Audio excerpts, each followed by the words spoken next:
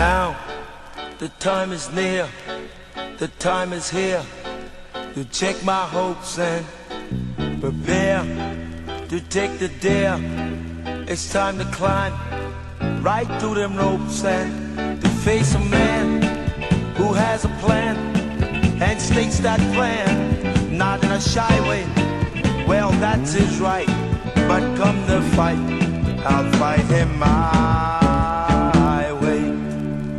Okay guys, so for this episode I'd like to welcome on for a very special interview, Mark Kram Jr. Mark, it's a pleasure to get you on to this episode for our podcast and to discuss your book about Smokin Joe Frazier. First of all, thanks very much for coming on. I'm delighted to be here. Thanks. So thank you. Before we begin, we'd like to thank you for taking the time to speak with us today. Of course, we really do appreciate it. We have a love of boxing in general ourselves, but it's not just a love for us, it's a passion, and we love the history of the sport. And for our listeners, for the benefit of them, they know we've been doing series-based episodes, and we did one on Joe Frazier quite recently, and we did our Legendary Nights episode on the fight of the century, during which we actually found Joe Frazier to be a really endearing gentleman with a fascinating life story, and it's going to be really good to discuss your book throughout the course of our conversation. But we're going to start by talking about yourself first, Mark, and jump into your background. So, from what we know about you, as well as being the author of Smokin Joe, The Life of Joe Frazier, you also wrote a book called Like Any Normal Day, a story of devotion, and you was also the senior writer for the Philadelphia Daily News from 1987 to 2013. So it sounds like you've done a hell of a lot throughout the course of your I've life. had a long career, yes. I followed in the path of my father, who was Mark Kram, who was the writer for Sports Illustrated and covered boxing during the Ali Frazier years, and later wrote a book which did quite well in the UK, Goes to Manila, The Fateful Blood Feud between Joe Frazier and Muhammad Ali and Joe Frazier. So I've more or less picked up the reins from him. Mark, I mean, interestingly, one thing we did discover is you weren't actually born a junior. And I just wanted to know, for our listeners, would you be able to explain that story? Right. Well, my father, when I was born, was actually, he was a baseball player, a minor league baseball player, and he went by the name of George. And when I came along, my parents named me Mark because they liked the name. 3 years later, when my father started his newspaper career, he changed his name over to Mark. So that was his byline and the one that he made famous during his career. And when I came along, I got into the same business and more or less had to adopt the name, had to adopt the junior. So technically, I'm not a junior, but for the sake of this conversation, I am. So as you said there, Mark, you followed your dad into writing, and obviously in particular he was famous for sports writing. And as you rightly pointed out, he was a legendary and poetic sports writer, in particular for Sports Illustrated. He actually started out with the Baltimore Sun and went on to cover, as you said earlier, all the Ali Frazier period. Was there anything specific that happened growing up watching him do all this that encouraged you to go down that path and follow in his footsteps? Well, it was a glamorous life he lived. He traveled the world. He spent a fair, although he did boxing mostly. One of his prominent pieces that he did for Sports Illustrated was a long article on Georgie Best, and which is in a collection of stories that I edited about Dad's book stories called Great Men Die Twice. So, as I say, it was a glamorous life he lived. It certainly wasn't a 9-to-5 job, and I liked the challenge of it. You know, the self-expression, going out and meeting people, talking to them. You know, in the sports world, it really was a lot of fun. It must have been. It really must have been amazing, sort of just seeing your dad at work. I mean, it must have just been mind-blowing at times being young and seeing that it was definitely must have been inspiring. The first fight he took me to was in June of, well, the first fight I'd seen was in June of 1974, the second Frazier Quarry fight at Madison Square Garden. Joe Louis was the referee, and it was just an incredible moment. I was about 17 years old at the time, and Dad brought me to New York on sort of a school holiday, and it was really, boy, talk about a scene. Wow. So that's sort of how I got started with it. Mark, jumping onto the book then, Smokin Joe, the life of Joe Frazier, which, may we add, is a brilliantly crafted biography, by the way, about a man that was overshadowed at times by his rival Muhammad Ali. But we specifically love the way that you were able to tell the story of Joe outside the ring just as much as inside it. It's quite easy to get the footage of Joe inside, sort of on YouTube and stuff. So it was great for us. We love all that, especially when we're doing our career profiles, to hear the stuff that happened outside the ring. So I suppose the first question is, why Joe Frazier? What inspired you to do Joe Frazier? Most of my journalism career has been in Philadelphia, and I got to know Joe quite well during the latter part of his life. He had a gym up on North Broad Street, and he was always around town and accessible. And so I would report on him now and then, just in my daily journalism. When he died, I thought, well, geez, I thought that there ought to be a biography about him. I mean, he had such an interesting life. His fights were even beyond his life, his fights with Ali. I thought he had a fascinating tale to be told, and so I made some inquiries and got some key people to sort of who gave me an inside track into the family and to his closest friends, and began reporting. And really, my goal with the book was to sort of be as honest with him as I would as if I were writing about my own family, sensitive yet honest. I didn't want to pull any punches with Joe. And that was, I think that served me well, that approach.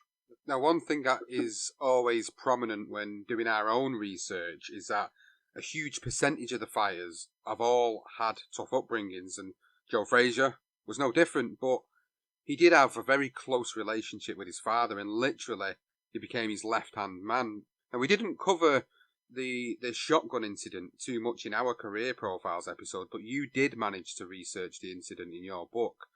Could you elaborate on what happened to Reuben Frazier for the benefit of our listeners? Well, Reuben was a handyman slash bootlegger down in Beaufort, South Carolina. And Beaufort, South Carolina was in the poorest county, in the poorest state in the country. All sorts of diseases, malnutrition, poverty. And Reuben he would take Joe out in the morning, and they would go to the still and basically cook up a batch of corn liquor, and he happened to be at a party one night, and it was a rival bootlegger there, and I think, well, both of them had a lot to drink, and one thing led to another, and the rival pulled out a shotgun and shot through the window, and basically tore off Reuben's arm.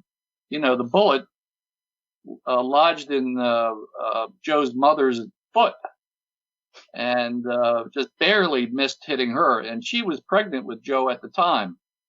So had that bullet kind of gone in a little different direction, we might not have had Joe Frazier.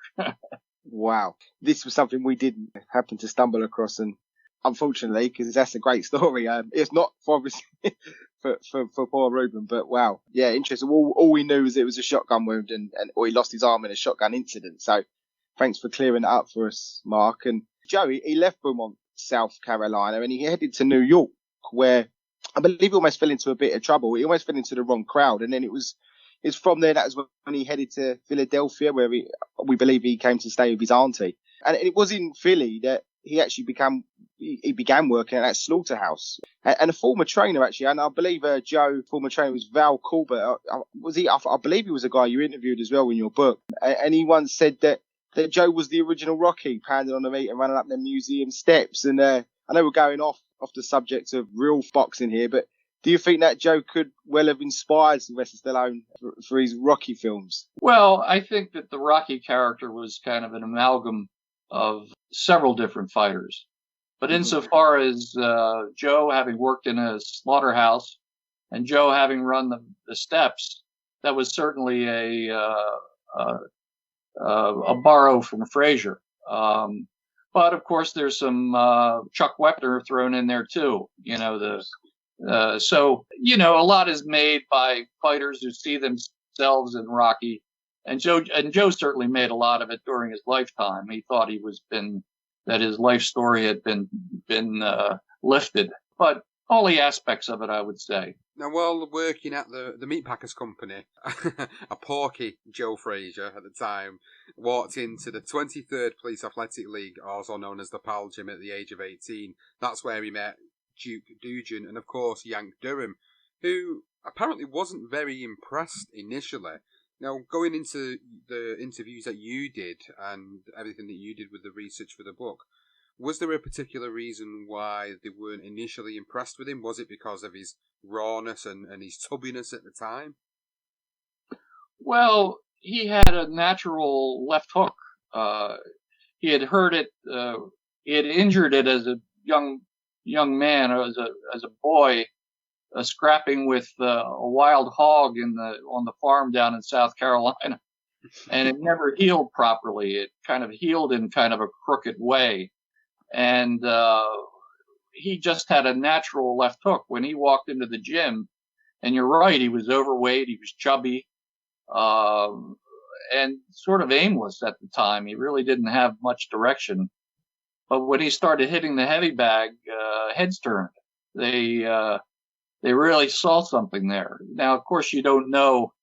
A guy comes in the gym to lose some weight. You don't know how much he's going to hang with it and stick with it and what kind of desire he truly has. But Joe certainly did.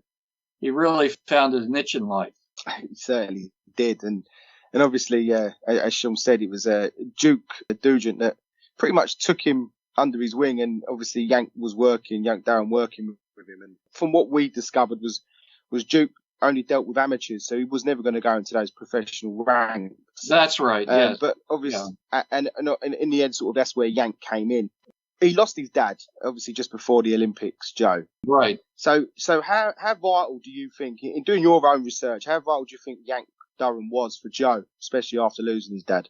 Well, they were more than boxer and trainer. They were father and son. They were actually brothers. They worked hard in the gym together, and away from the gym, they womanized together. They gambled together. They did any number of things, and Joe was as loyal to Yank as the human being could possibly be to another human being, and Yank was a wise old head. He was smart enough to know what his limitations were, and he brought in Eddie Futch in 1966 to sort of help things along. Eddie was a master at styles, and he was also a master at choosing opponents, making sure that the matchup was always in their favor. And together, Yank and Eddie really moved Joe along. Joe himself was obviously so determined to get himself into shape and become that second coming of Joe Louis that he'd run the streets from 4 a.m. and then go straight to work for an 8-hour shift before heading to the gym at like 9 o'clock at night for a training session. And for us, it felt that kind of dedication that he had throughout his life. It epitomised him as a fighter and a personality. And would you say that's the sort of interpretation and of his personality that you got when meeting him and interviewing him? He was all business, Joe. Away from the ring in his later years, he was really a lovely guy, kind of a kind man, would do anything for you. And in fact, that was one of the most interesting things I found out about Joe, is how generous he was to strangers. One of the things about Joe when he was the champion, he knew what it was to be the champion in a city. You didn't have to search for Joe. Joe was always around, and if you were looking for him, all you had to do was knock on the gym door.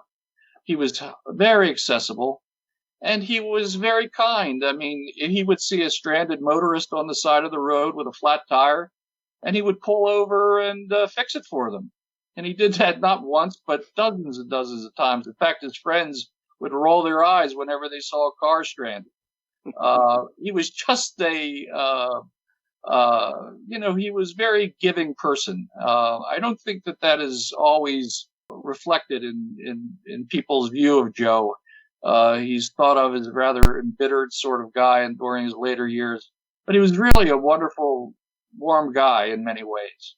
Ali had gotten worked up, but beyond that, take that out of the equation, and it was a different Joe.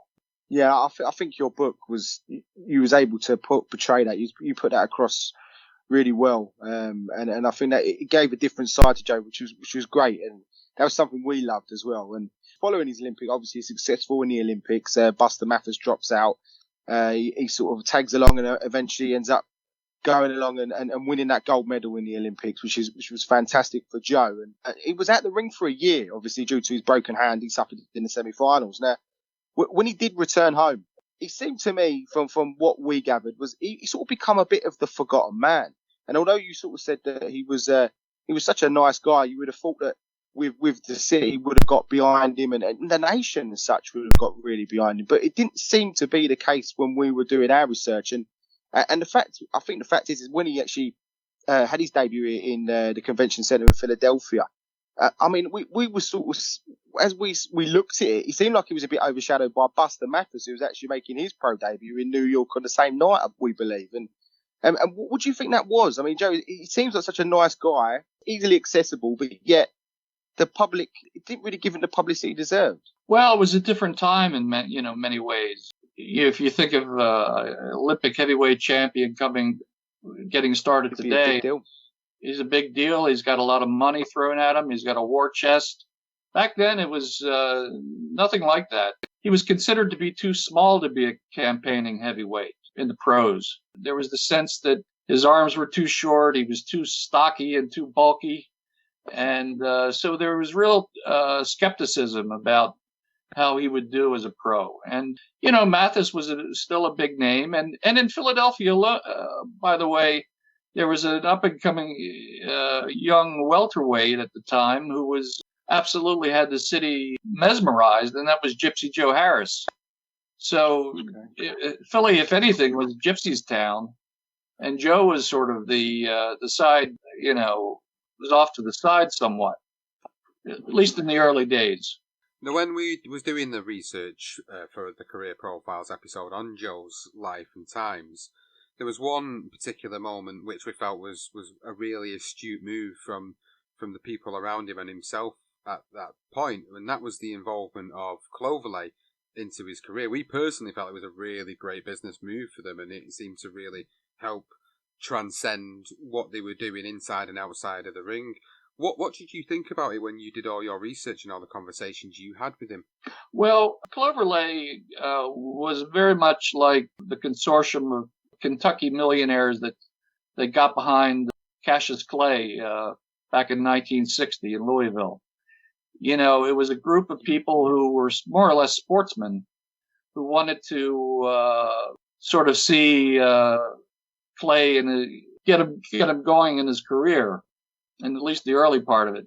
Cloverleigh was a consortium of 40 Philadelphia leading citizens, businessmen, who put up $2,000 a piece to sort of fund Joe's career, as the early days of his career. It came about because of the preacher at the local church that Joe attended was William Gray. His son was later a congressman. But at the time, Reverend Gray was an influential figure in the black community in Philadelphia, and he really brought together the white businessmen in town to form this group. And basically, they were his cheering section. They went to all of his fights. They took if the fight was in New York, they'd rent a train car and party on the way. They had a lot of fun with backing Joe, and it was good for Joe. Oh, it certainly was, and I believe you had to be within Pennsylvania. Is that right? For you to That's right. Signed up for Clover Lane? Yeah. That's right. A prominent politician at the time was George Romney in Michigan. Romney's son was Mitt Romney now, who is a senator from Utah. And but George Romney was always calling Clover Lane and asking if he could buy some stock in Joe. He loved Joe. But Pennsylvania law prohibited anyone from outside of Pennsylvania from participating in this group. Kind of odd, isn't it? Yeah. Just one thing we wanted to clear up here, Mark, as well, was we used another source as well, another book about Joe, which was from Phil Pepe. I'm sure you probably know Phil. Or know of the book that he produced for Come Out Smokin, Joe Frazier. Yes. We're just curious because on his Virgin events, when it came to just moving on in Joe's career, when he come to the point where Ali obviously in exile, and then they had the elimination tournament, and what Phil had portrayed was that Yank was that mastermind behind not entering Joe into this elimination tournament, but yet on your side of things, it seemed to be that Yank was actually influenced by Eddie Futch or advised by Eddie. I mean, the pair of them together, it doesn't really matter how the story panned out because they were both fantastic for Joe. Just to clear it up, do you believe it was Eddie Futch that advised Yank, or was it Yank that come up with the idea to not participate in this tournament, and obviously end up working in their benefits greatly financially as well as being a contender at the time as well? Well, I think Yank would have arrived at that decision independently, even without Eddie's input. What happened was that they were able to position Frazier with the Garden in New York. In fact, he became a house fighter at the Garden, and they just loved him. Teddy Brenner, the matchmaker up there, and they just loved Joe. And Joe was very popular in New York. In fact, he was more popular in New York than he was in Philadelphia at the time, much to his chagrin. But it was a smart move to stay away from the tournament. He didn't feel like he needed it. His theory was, Yank's theory was, let them all fight it out and we'll be there at the end. So we want to move on to the fight of the century now. Obviously with the anniversary, the 50th anniversary of that particular fight taking place on March the 8th, 1971, we did our Legendary Nights episode. We do a series, Legendary Nights, and we go through the whole build up to fights like this, memorable fights such as this. But this wasn't just a memorable fight, it was about the whole event itself. And for you at the time, although you was only, I would have estimated around about your teens at the time, what were your memories of that particular night, being around it and living through it? And what was it like, the build up and the hysteria around it? Well, I was in 8th grade, I think I was, in 8th grade. Middle school over here, and of course my father was covering the fight for Sports Illustrated and writing, so he would come home and I would get the inside scoop on what was going on in the two camps. And, at the time I was very much a ardent Ali supporter. I was, I just loved Ali. I thought he was colorful, he was different, I think the fact that he had gotten his title lifted from him was an injustice. He was against the war. I was against the war. I grew up in kind of a less progressive household, and so Ali really I was very much in his corner. Now, the kids I went to school with almost unanimously were Joe Frazier supporters. They had gotten, it was sort of handed down to them from their parents who were Joe Frazier supporters. It's hard to picture it now, but back then, Ali was hated in the white community. He truly was. And there was a great sentiment that Joe was going to more or less button Ali's mouth once and for all. So fundamentally, I was for Ali. My friends were for Frazier, and when Ali lost, I was just devastated, absolutely devastated. In fact, I just didn't even go to school the next day. I mean, I was just talk about let down. But that was the sense. Well, there was a great deal. It was a very much of a divided country back then, much like the way it is now. And there was, geez, I mean, the newspapers, the media couldn't figure out whether his name was Clay or Ali. And the broadcast for his comeback fight in Atlanta against Jerry Quarry, the announcer was calling Ali Cassius Clay the whole fight. You look at the tape, you'll be, geez, wow. I mean, that was 1970, I think it was. So, and even in the New York Times, one day you would read Ali referred as Ali, and the next day you'd see him referred to in another column as Cassius Clay. There was a great confusion about what to do with this wondrous athlete who had come onto the scene. I mean, when we done our Legendary Nights, it was sort of just reading some of the reports, even from your father, Mark. Sort of build up. I believe it's the Fight of the Century, the documentary. We managed to catch that on YouTube. Your father's on that as well, and it's sort of everyone's talking about the build up to it. I mean, it's a fantastic moment in boxing history. It really is.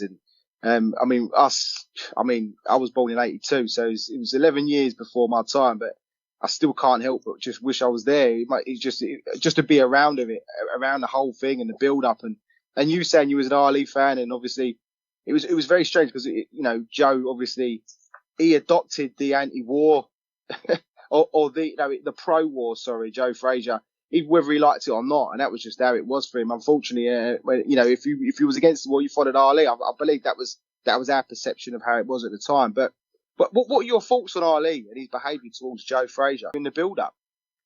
Well, I thought at that time I thought it was the greatest show on earth that didn't employ a trapeze artist. I mean, it was you never knew what was going to come out of Ali's mouth, and you have to. This was so unlike any other athlete in any other sport at the time. He was singular that way, Ali. And I didn't sense it's my feeling that Ali didn't really get cruel and Trump-like until the third fight, the build-up for the third fight. That's when I thought he really got ugly. But in the early days, I mean, he would throw out anything. It was psychological warfare, particularly the fact that before in 1970, Ali moved from Chicago to Philadelphia, ostensibly to be closer to New York, where he had some business interests. But the upshot of that was that Ali was always showing up where Frazier was and bugging him and irritating him. And in fact, on a few occasions, they almost came to blows. So that's sort of heightened the hysteria the buildup that was sort of taking place over a period of years before they fought. So, I think that Joe himself was, as I say, irritated by it. Early on, he and Ali sort of were friendly with each other, as the way rivals sometimes are. And, Ali had said, I look at Joe Frazier and I see $10 million. Well, he wasn't far from wrong. They both they were guaranteed $2.5 million, which in today's dollars is over $15 million, which was a huge promotional gamble at the time, but well worth it, it seems. Yeah, just jumping in at this point, and when we was doing our research, when we put the episode together, and we were going through some of the particular incidents that involved Ali trying to goad Frazier, there were some moments that made us absolutely chuckle. The Fairmont Park story was one of them that I enjoyed in particular. Yeah. That was one that I really enjoyed. There was obviously the moment where Joe's trying to help him when he's trying to come out of exile, and the story of Joe giving him some money, and then in the next sense he jumps out of a limo and then starts trying to goad Joe, even though Joe's just literally handed him some money over to help him in a time that he needed it. But that was just Ali all over as to the showman that he was, and the psychological warfare that he was trying to engage in. to hype this fight up, because without that level of hype, it might not have had the same sort of animosity and hysteria around it at the time. And looking at it now from this perspective in 2021, you can kind of see why he was doing what he was doing. But some of the stories that we also read about were things like how it was affecting Joe's family directly, and how Joe's kids were going to school, and they were being goaded by children in school as well. And it kind of made us feel a little bit sad that it got to sort of that level and that extent where it was affecting his kids in his home life as well. Well, that was the unintended consequences of what Ali was doing at the time. I think that Ali, he borrowed his game plan from the pro wrestler Gorgeous George. Ali had been in Las Vegas, and he had caught a Gorgeous George on television, and he saw the effect that the taunting that George did had on the fans. And he said, boy, I'm going to take that and use that. And that's what he did. He was not just tough on Joe Frazier, he was tough on his other opponents, Floyd Patterson, Ernie Terrell, go on and on. Sonny Liston, he baited them all and got under their skin, basically, at the time. But yes, it did have some unintended consequences. His children were taunted, and it wasn't pleasant for Joe. Didn't like that at all. It got him only really teed him off. So the fight itself, Mark, after going through his career extensively in and out of the ring and the relative stories that we put together for our episode, we personally feel that this particular night was the pinnacle of his career in the ring. Although it appeared to take a lot out of him in the aftermath of it, even spending up to a month in hospital to recover. What I'd love to know is what your interpretation of that performance was, and even looking back on it all these years later, what do you think about it? Do you think that was one of the, if not the best performance of his boxing career? Well, he fought Ali at the perfect time. If you remember that before Ali went into his exile, the thought was that in 1967 the hammer was going to come down on Ali, and there was a lot of talk about having Joe fight Ali in Tokyo at that time, which would have been a dreadfully bad decision had Frazier at Durham done that. But there was no way that they were going to do that. But there was talk about having the fight then. If they'd had it then, Ali most certainly would have handled Joe probably pretty well. But by 1971, Ali was not the same fighter he was before the exile, right? And there was he had quite a bit of rust on him. He had the comeback fight against Quarry. He handled Quarry with pretty much dispatch. And then he struggled with Oscar Bonavena. Of course, everybody did, it seemed. And then it was on to Frazier.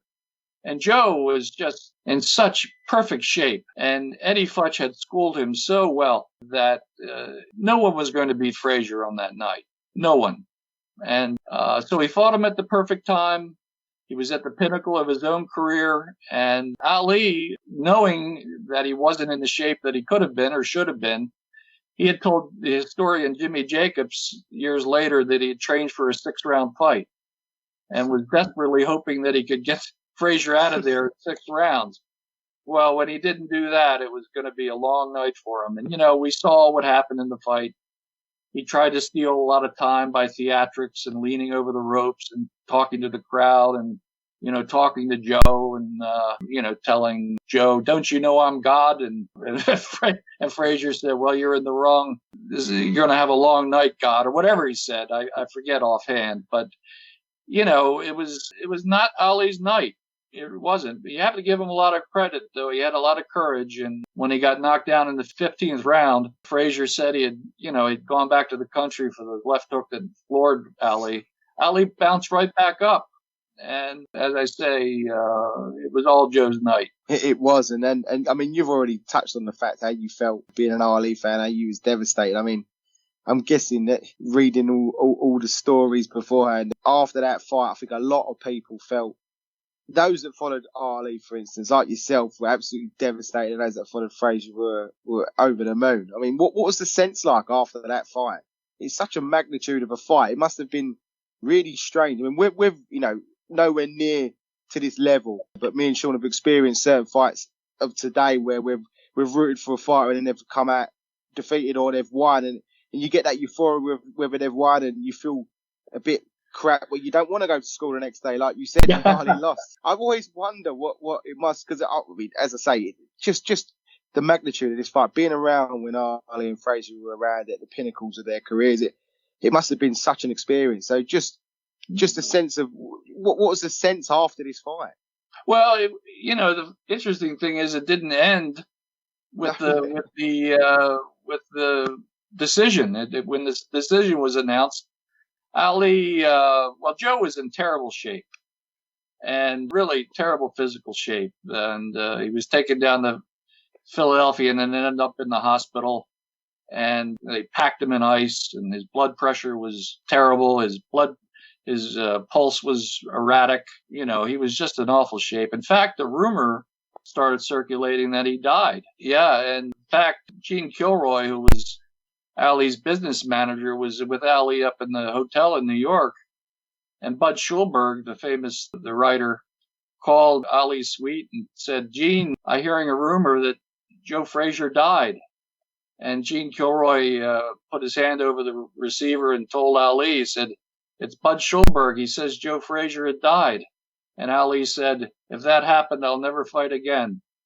Well, that's the sort of thing that was, the drama was still unfolding after the fight. And the interesting thing is that not unlike Trump with the current election over here, who was talking about how he actually won it, Ali basically spun the decision. He said he was telling people that the fight had been stolen by the white judges, and that he was spinning it in his direction, the way Trump has been known to spin things. And there was in fact even a British doctor at the time was looking at some film, and he was quoted in the paper as saying that it appeared as if Ali had been drugged, that somebody had stuck some drugs in his water.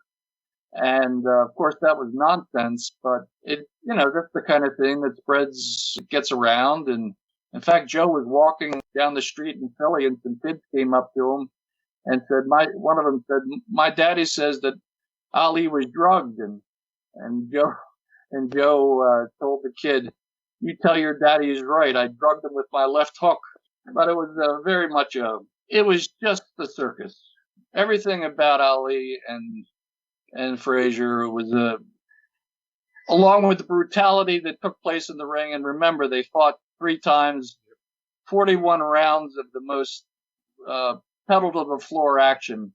Outside of the ring, it was just, we've never seen anything like it, and we haven't seen anything since. It was so organic between the two. So just moving on in, for yourself, you mentioned Jerry Quarry, Madison Square Garden. I know you've already spoke about it, but me and Sean, we speak about Madison Square Garden so often, and how much it must have been great to have been around in the 70s to have witnessed the fight there. But your first fight, I know you went into it briefly, but could you explain a little bit more in the sense of what it was like to be in Madison Square Garden watching Joe Frazier against Jerry Quarry? Wow, it was really something. Joe Louis was the referee, and he was sort of a bit out of it, actually. He sort of let Joe go on and really, really damaged Quarry badly that night. In fact, Joe, for the first time in his career, kind of started looking at the referee and sort of backed off just a bit because Quarry was so damaged. But no, it was just an incredible night. I was supposed to. Dad had gotten me a seat and through the garden, and I was initially supposed to have Telly Savalas' seat, but Telly showed up with a girlfriend, and I got put back in the upper deck, more or less. So it was just amazing. It was smoky. It was exciting, and it made such an impression on me that just kind of ironic that I ended up writing Joe's biography. It's funny how the turns that life takes. Yeah, definitely. I agree with you on that one. You want to hear a beautiful paragraph, a piece of writing? I'm gonna, if you'll indulge me just a moment. Yes, Absolutely. Yeah, this was Dad's lead to the Ali Frazier fight, first paragraph for Sports Illustrated. And here it goes. He has always wanted the world as his audience, wanted the kind of attention that few men in history ever received. So on Monday night, it was his, all of it. The intense hate and love of his own nation, the singular concentration and concern of multitudes in every corner of the earth, all of it suddenly blowing across the squared patch of light like a relentless wind. It was his moment, one of the great stages of our time, and it is a matter of supreme irony that after all the years that went into constructing this truly special night, Muhammad Ali was in fact carefully securing the details for his own funereal end. In front of millions, he moved deeply. Isn't that beautiful? Beautiful. Yeah. Love it. Yeah, Great. Absolutely. We love looking at stuff like this, and a lot of this type of stuff is what forms part of quotations for these career profiles or these legendary nights episodes that we cover as part of the podcast network. And it's this sort of writing that you don't see a lot of today, and it really does inspire us in terms of having conversations like this with yourself. And with Joe, we've got a few other bits we want to touch on with yourself before we wrap it up and discuss some bits with yourself, Mark. And we want to just move on. We just want to move on into the Sunshine Showdown and get some thoughts on that particular event that happened in Joe Frazier's boxing career and his life. So obviously, for people that don't know what the Sunshine Showdown was, that was when obviously Joe Frazier took on George Foreman, and he lost emphatically to Foreman on that particular night. I think that was quite, even watching it now, it's quite a shock to see the way Joe was manhandled in the ring, and nobody probably expected that to happen who was around at the time. But what do you think happened to Joe after speaking to him in that loss to George Foreman? Well, Joe's focus was no longer what it had been. In fact, Yank Durham didn't want Joe to fight Foreman. In fact, neither did Eddie Futch. But Joe insisted upon it. I mean, the smart money would have suggested that Ali and Frazier would have gotten back in the ring a year later, right? Yeah. But it didn't happen because of Joe's sense that he wouldn't get the lion's share of the purse, which he felt he was entitled to as champion. So there was a hang up there. So he found himself with a yen to fight Foreman, who was, much taller than him with a much larger reach. He was young and he was on the way up. And Joe, let's face it, the pinnacle of his career was March 8th, 1971. So now 2 years later, he had spent, he wasn't determined in training as he had been. He was very much involved with his singing group, the Knockouts. They had toured Europe and to rather poor reviews, I might add. So he was, by the time he got to San Juan, he wasn't training properly. He invited his whole family down. They had sort of a family reunion down there. He was doing things like going to nightclubs and, just not focused the way he had been. And in fact, when one of his sparring partners at the time was Ken Norton, and Eddie Futch did not like what he was seeing in Joe's sparring sessions against Norton. And Joe was just off. And so Eddie had to lay Norton off so as not to discourage Joe, the last few days before the fight. He was just not prepared.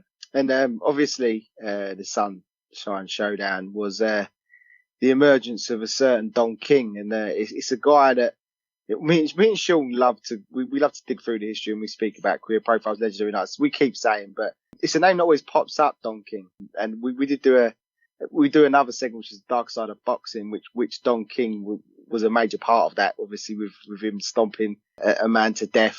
Mavis Frazier was in the crowd that night, and he witnessed his father get a mauling. And I did see on a documentary, we both see on a documentary where he was sort of like, "My dad's going to be all right in a minute," and he just didn't sort himself out as George just kept pummeling him to the floor. But obviously, the one story that always sort of steals the show for me personally is the Don King story. He rode in the limo with Frazier and he left with George. Just just your thoughts on Don King and his handling of both these fighters for how he went about his business. What was your thoughts on Don King, I suppose, in general as well? Well, I don't spend a lot of time on King in the book. You know, no, you don't. You touch on it vaguely, but I touched on it, and he was, flashy promoter. Basically, he angled for his inside position with whoever the champion was. So it wouldn't surprise me that he would leave with Foreman. He was that sort. Loyalty was not a word that appeared in his dictionary. He was conniving and, perfect for sport in many ways that, a very dog-eat-dog environment. And he was it. My feelings about King are that when it comes to promoters are not warm and lovable figures, okay? No, they're not. You could make the case that Bob Arum and some of the others through the years have been as cutthroat as King, and it's a subject that really kind of, is not of great interest to me, frankly. Mark, we wanted to move on to the relationships that we alluded to earlier with Yank Durham and Eddie Futch. And Yank Durham unfortunately suffered the stroke, and 2 days later he died in Philadelphia, August 28th, 1973. He was only 52 years of age as well at the time when he passed away, and we alluded to the relationship, or you rightly pointed out the relationship they had.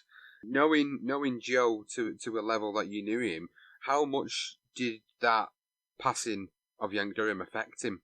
Well, it was devastating to him. It really was. I mean, Yank was the most important person in Joe's life, and to lose him suddenly the way he did was a huge loss for Joe. But I think Yank had some inkling that the end was near in some ways. That, in fact, he told Eddie Futch, if anything happens to me, I want you to take care of my boy. Well, that's exactly what happened, as we will find after the Manila fight.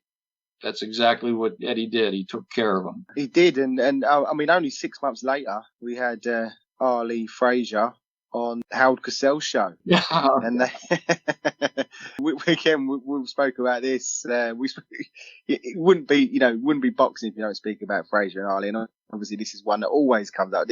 The tussle they had on the show. And was Yank's death a part of his raw emotions at the time for you? It seemed that way for me. I don't think Frazier would have reacted the way he did if Yank was still alive. And do you think that maybe he would have been able to restrain his emotions on that set if Yank was still alongside him?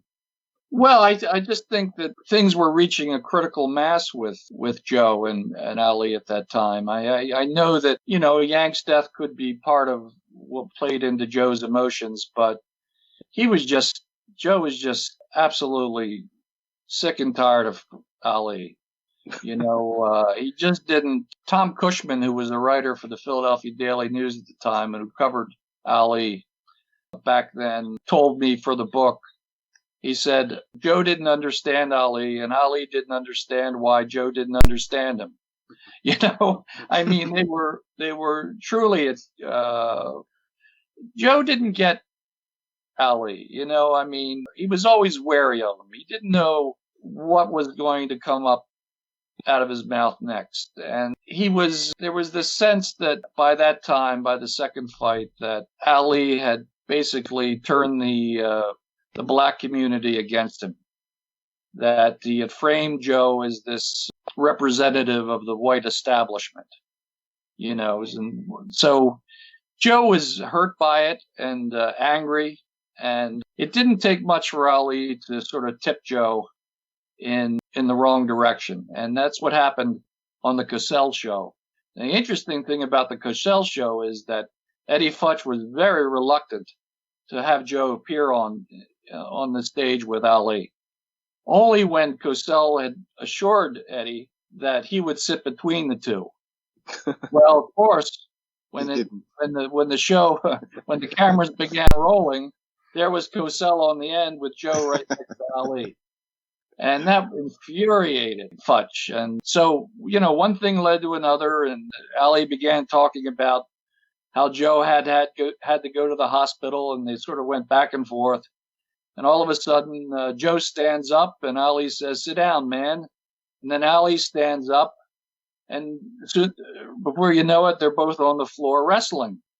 And Bobby Goodman, who was the press agent for the fight, he's shouting at Joe, "Let him go, Joe! You're gonna break his ankle."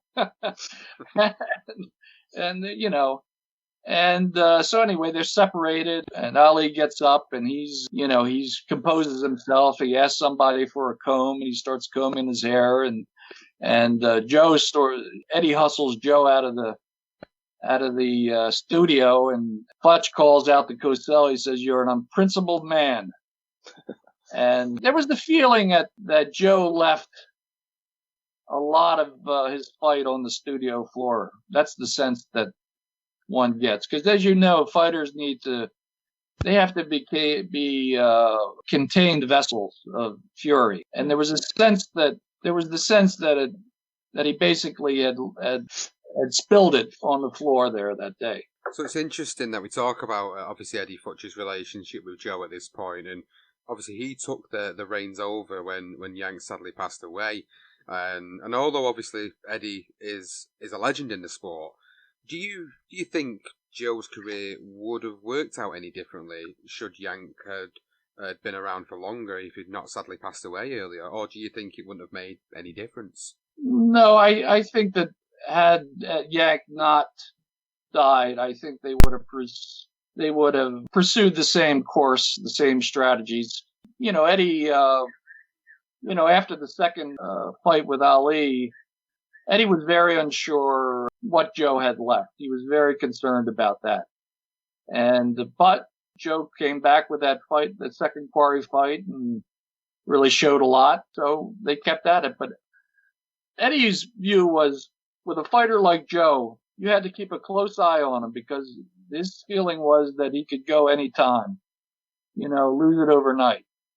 And so that's what he was looking for and guarding against. The second fight gets overshadowed sometimes. I mean, it was a better fight than people actually give it credit for. It gets overshadowed by the first two, the first one, and then obviously we'll move on. We'll just jump onto the Thriller Manila. I mean, what a spectacle that was. Again, we've done another Legendary Nights on this as well, and the drama that surrounded it. And as you rightly said earlier, Muhammad Ali definitely got more vicious in his attitude towards Joe. It was an epic fight. It really was. It's one that, is it better than the first one? It's difficult to say. I think probably is. I think they put their lives on the line on that night. So just moving on to the Thriller in Manila, Mark, and another sort of similar question as to what we posed about Eddie Futch really was, obviously that particular fight, we know the outcome of what happened, that he wasn't allowed, Joe Frazier wasn't allowed to come out in that round. And the one question that we wanted to know from your conversations and the time you spent with Joe was that if, again, it's a big if, obviously, if Yank Durham would have been around at that time for the Thriller in Manila, do you think he would have stopped the fight, knowing the relationship they had with one another? Or do you think possibly Eddie Futch maybe allowed his emotions to take over and he stopped that to basically make that promise good of what he said to Yank Durham, was that he was going to protect his boy?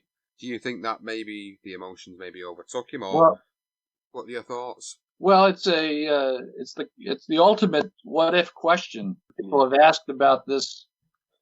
When you think about how that fight ended, would Yank have done that? Certainly, I have no way of knowing that, or no one does really, but I would like to think that Yank would have stopped it, given the fact that Eddie was so adamant about it. I don't think that Yank would have, if he had Eddie in his ear, I don't think he would have overruled Eddie about it. That's my sense of it. I mean, he didn't want to see Joe hurt. No one did. Joe was well-liked.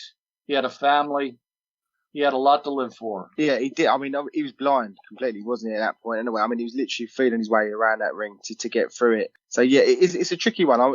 He's got to protect his body. I mean, it is a great statement, isn't it, between Eddie Futch and young Durham and that relationship they had between them two to protect Joe. It's just it's fascinating between the three of them, really, isn't it? I know that there are people who have a good boxing opinion who say that had Joe not quit or in his corner, that Ali would have done it. That Ali was that close to throwing in the towel. I don't think that was the case. I don't think that would have happened. I don't think Angelo Dundee would have allowed Ali to quit on his stool. But I don't think if Joe had come out, he had any chance of beating Ali, knocking Ali out at that time. I just don't see it. No, I think you're probably right in your assessment of it there. Nobody will really ever know it, but you can only sort of give you estimates of what you think could have happened or could, maybe would have happened. Well, I want to just add one thing that might be of some interest. Yeah. And that is that at the post-game parties or in the post-mortems, Dave Anderson, the New York Times columnist, told me that Ali was sitting in a chair and he could barely move a muscle. He was so sore. He was so beaten up. And while he could barely even speak.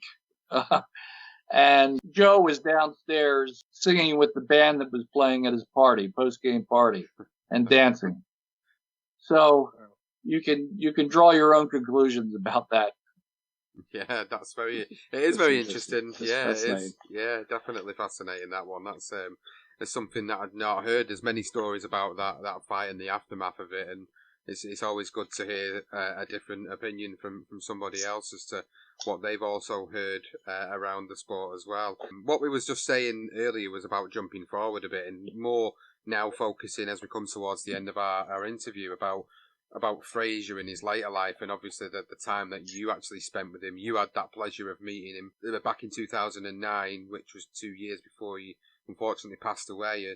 Suppose what we'd like to know is what it was like, first of all, meeting him and having that one-to-one time with him, and then secondly, how he had changed as a person, as he became older and a little bit more frail. What was it like to be around him at that time? Well, it's an interesting thing. I mean, as I alluded to earlier, I always found him to be a really, really comfortable man to be with. He was generous and with his time and warm. He was a warm fellow. I think a lot of the anger that he might have carried around with him had sort of seeped out. There's a debate to this day whether he carried his animus towards Ali to his grave. I don't think he did. I think they resolved that by around 2001, 2002. Occasionally a reporter would come by and, say something and get Joe riled up. But, Ali, the last 20 years of his life, if you think about it, he was basically passive because of his illness. Yeah. He wasn't saying anything. There really wasn't anything that he could do. So I think Joe's anger gave way to his good Christian nature, and I think that he came to terms with that. I really do. So in your book, during the interview, Mark, you said you got a quote there from Joe, and a great quote, and one me and Sean liked, was when Frazier said to you, "I would have been nothing without him, but what would he have been without me?" And it is a great question. How important was Ali to Joe and Joe to Ali? How important was he to make Ali such a... Was he that significant opponent that Ali needed to become this great fighter that we all know today? Well, I will ask you. I mean, if you take the 3 Frazier fights off of Ali's record, what are you left with? You're left with you'd be left with some big wins, but after the second Sonny Liston fight, both of which were tainted victories in one way or another, given the fact that there was so much suspicion surrounding them. Of course, you have the Foreman fight later on, and lots of fights during his career where they were certainly, good fights, good victories, but none of them were as defining as his fights with Joe. They were really the kind of the core of his claim for greatness, I think. And Joe pushed him to the very limits of his endurance, called on him to display a courage that few fighters have ever had shown in the ring. So for that alone, I think that they are joined and they walk in history hand in glove in glove, and say it's an interesting thing. It was said that they brought out the best each other. They brought the best out of each other inside the ring, and the worst out of each other outside the ring. And I think that's a fair assessment. Yeah, I'd agree with that, Mark. I think when you look at all the rivalries across boxing history, even in the modern era, there's nothing that quite lives up to the hype of Muhammad Ali, Joe Frazier. I don't think they'll, maybe even in our lifetimes, as obviously with us being younger than yourself, I don't think we'll ever get the pleasure of seeing something as good as what that was, and everything that you look back on and the stories that surround it. You don't see anything like that today at all. And this is, we're talking, 50 years on, 52, 53 years on from a lot of these events happening, that we crave for it so much in the sport that we just don't get it. And I think you've rightly answered the question about how their careers were just so intertwined and how they went so hand in hand. And also, you've also answered one of the questions which we were going to ask, which was about, did he have a grudge? Did he take that grudge to the grave with him, as some have suggested? And it's nice to hear from you, who spent time with him, that you got the impression and that interpretation from him that there wasn't any animosity left there to take with him, and he'd made peace with everything that had gone on before. And it was really nice to hear that for us. We could only assume, based on information that's been provided, that did happen, and we like to think that did happen. But given you spent that time with him, it's really good to hear that you also got that interpretation from him, that was kind of water under the bridge, and that was a part of his life that he'd moved on from. Well, it's an interesting thing. I may well be in the minority opinion about that. There are those who spent time around Joe during his career and later life that will argue the point, but it's my sense of things that whatever differences they had, however ugly it had once gotten, I think had been more or less swept away by time. And I think that's as it should be. Absolutely, and I echo what Sean said. That is the one thing we were left with wondering whether what Joe's mindset was like. I mean, we've seen the documentaries, you've seen him. I do believe sometimes with the documentaries and the guys that run it, they always, like you say, they will try and get under Joe's collar a little bit and get him to be feisty and say certain things for the ratings. And I think that sometimes, like as you say, he was a good Christian. He was very religious. He loved his singing, and I would believe that, for me, knowing from the story you told and you portrayed him in the book, and through other bits of information we've managed together, I think that Joe was a reasonable man. He was a nice guy. He was a gentleman. He was friendly. And I think even though he had to go through some rubbish with Ali, I think he would have forgiven him for what he did. I do believe that. And I think, but it's great to hear from you. I mean, you've been alongside your dad, and that great article you read out from your dad, and it's fascinating to hear it. It really is. It's been great insight for me and Sean. And I suppose the next question is, what happens with you next, Mark? What are you going to do? Are you going to write another book? Are you going to continue in boxing or another sport? Because I know you've done stuff on baseball as well. What's your next moves? I'm still formulating an idea of what to do next. Ideas sometimes don't immediately come to me, but when they do, I really I seize on them. I'm not in a position where I need to write another book, but I would like to. I enjoy the creative aspect of it, but we'll have to see what subject seems worthy of doing. I really felt that Joe was a worthy subject. I really felt that his place in history, not just boxing history, but American history, deserved to be told.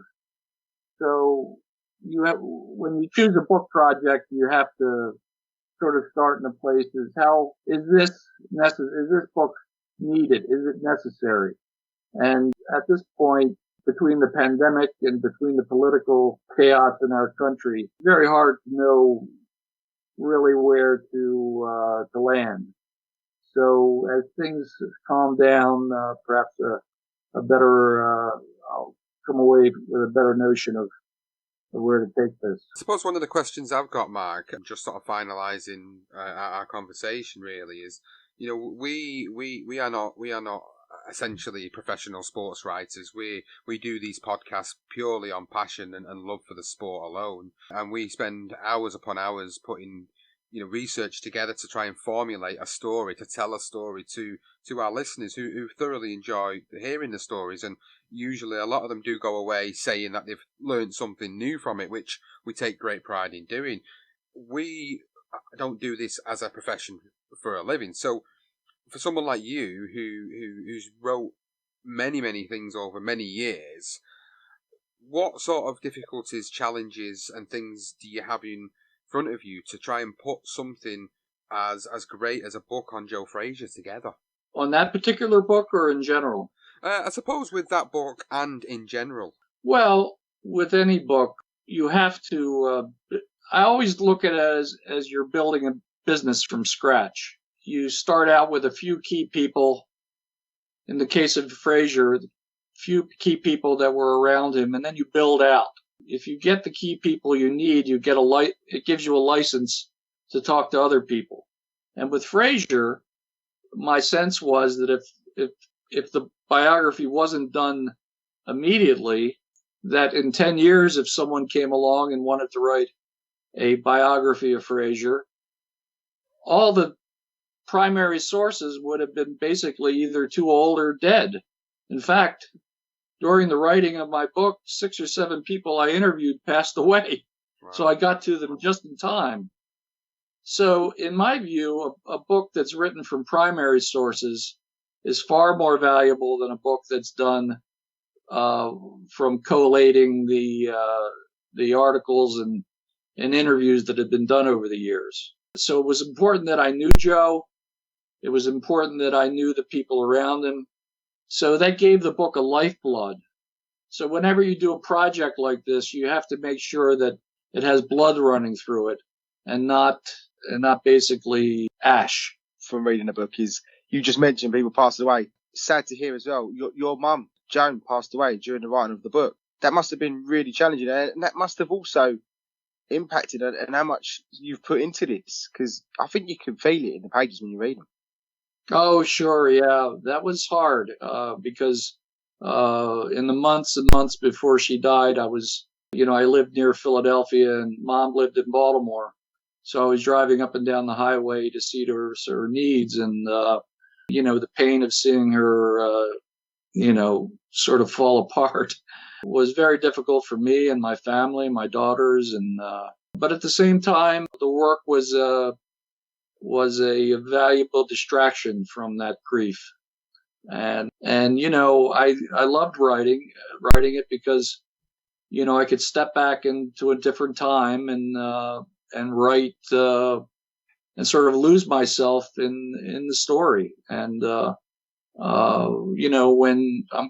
when I'm writing well, that's a great place to be. Yeah, absolutely. We totally agree. And obviously we know that your book is available on most outlets that can be purchased online. Is there any particular ones that people can go and find your book on Smokin Joe Frazier where you could recommend them purchasing it from if they want to read it after hearing the interview with yourself? I'm not sure exactly what the sales apparatus is in the UK. I guess the book can be ordered Amazon, and I guess there's some other outlets over there. My website is www.markkramjr.com, where I not only have material about my books, but lots of newspaper articles that have been reprinted on there as far as that goes. I had hoped that the book would find a readership in the UK, given the fact that it's such a rich boxing tradition over there, and the sport is, in fact, probably bigger in the UK than it is in the US at this point, in many ways. Would you agree with that? Yes. Absolutely. Yeah, absolutely. Yeah. Yeah. So, I think you've got more sports than us, though, Mark. I think that's what it is. I think you got American football, basketball, baseball. I think that sort of takes priority, doesn't it? A bit of golf as well, athletics. I think that sort of, I think that sort of pushes boxing down. Whereas I think for us, it's boxing, rugby, and then boxing. I think for us. Yeah, and it's an interesting thing too. Back when Joe was coming up, you had every paper had 2 or 3 newspapers.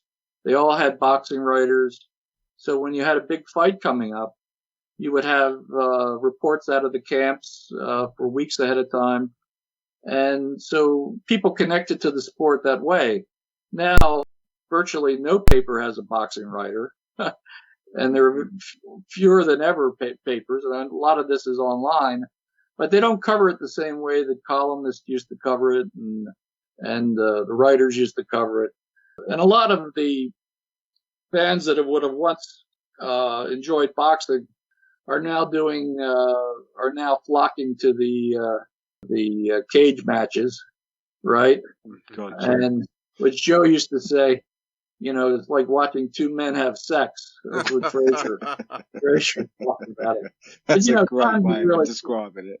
Times have really changed. I don't particularly prefer it myself. I don't really find it too interesting. The days of Joe Frazier and Muhammad Ali, while they live in our memories, there's no chance that there'll ever be anything like it again.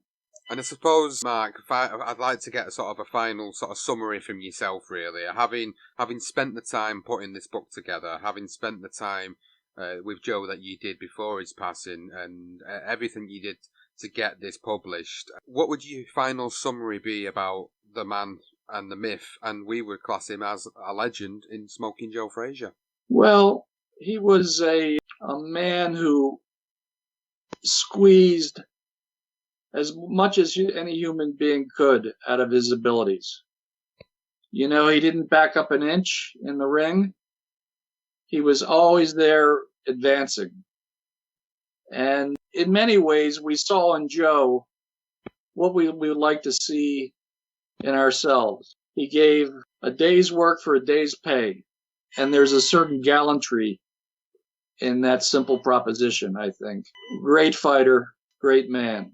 Mark, it's been a pleasure to have you on. We really do appreciate you coming on for our listeners to actually, let us live a little bit vicariously through your experiences and get to hear some of the tales of how things were for you living through this period of time, and also how you put this book together, how this book is enjoyed by many a boxing fan in the UK, and it's been a real pleasure to get to hear it from your own mouth as to how your experiences were. So thank you so much for taking the time out to speak to us. I really enjoyed it. I had a wonderful time. Thank you so much. Thank you, Mark. Really appreciate it, mate. Really, just great. Really is fantastic. And good luck with your next venture. Thank you so much.